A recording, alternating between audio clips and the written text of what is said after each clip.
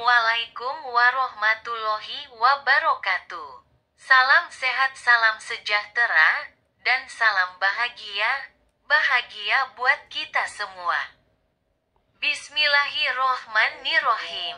Alhamdulillahirobbil alamin. Ashadu alla ilaha illallah wasadu anna Muhammad Rasulullah. Allahumma sholli wa salim ala Sayyidina Muhammad wa ala ali Muhammad. Mencegah lebih utama daripada mengobati. Begitu pula, mencegah rumah dari gangguan jin dan sihir itu lebih utama. Terutama untuk rumah baru. Ada beberapa maklumat atau sunnah-sunnah yang hendaknya dilakukan agar rumah dan penghuni rumah aman dari gangguan jin dan sihir. Mencegah lebih baik daripada mengobati. Terlebih lagi, bagi rumah dan penghuni rumah yang terkena gangguan jin, sihir, maklumat ini tetap perlu dilakukan. 1. Bacalah Al-Quran di rumah dari Abu Hurairah radhiyallahu anhu, bahwa Nabi Shallallahu alaihi wasallam bersabda, "Jangan kalian jadikan rumah kalian seperti kuburan.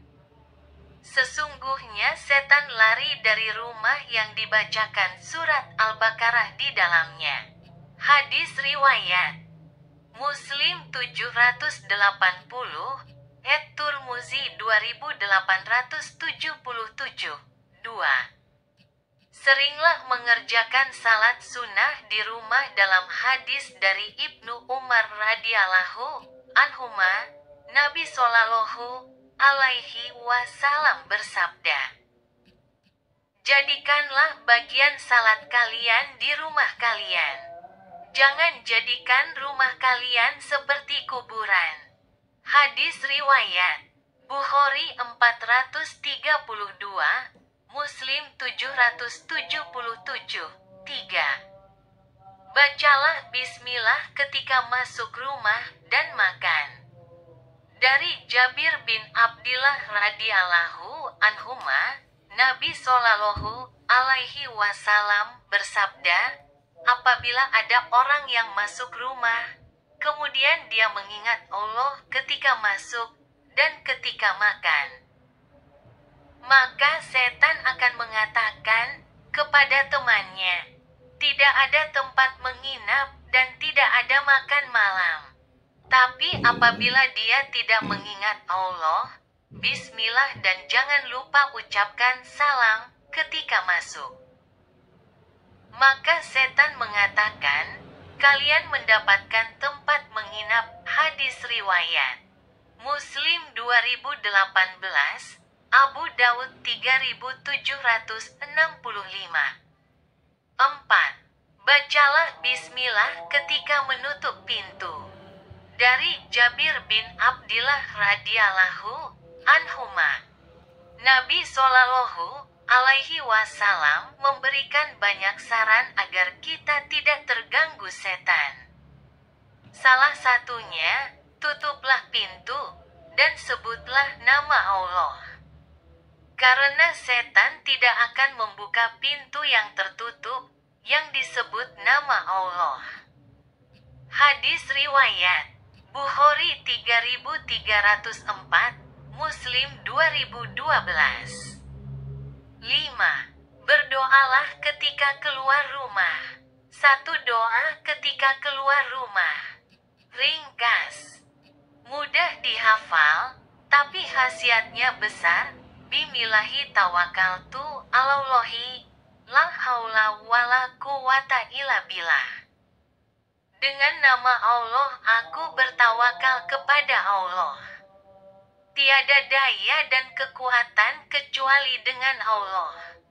Dalam hadis dinyatakan, siapa yang keluar rumah kemudian dia membaca doa di atas, maka disampaikan kepadanya, "Kamu diberi petunjuk, dicukupi dan dilindungi."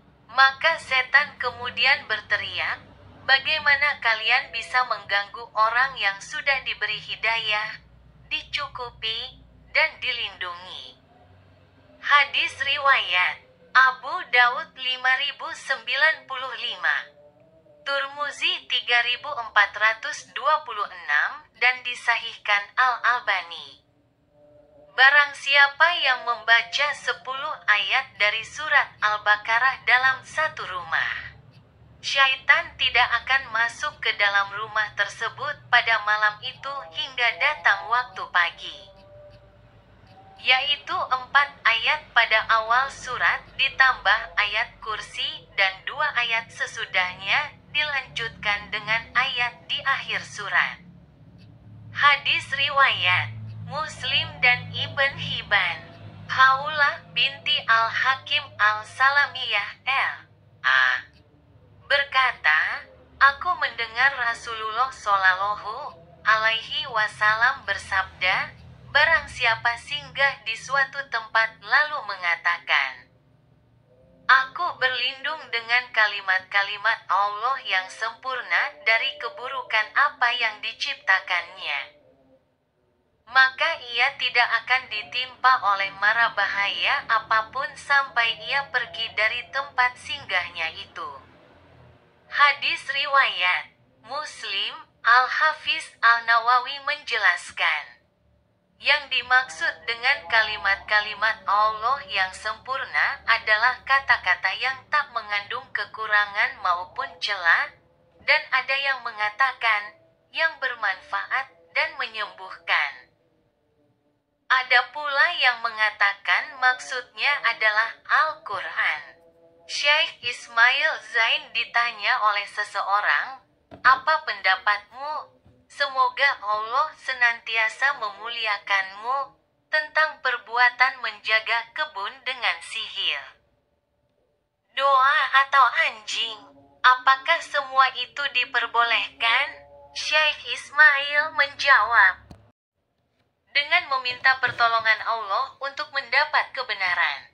Adapun menjaga kebun dengan doa dan anjing, hukumnya boleh. Dan keterangan hadits pun telah menjelaskan demikian.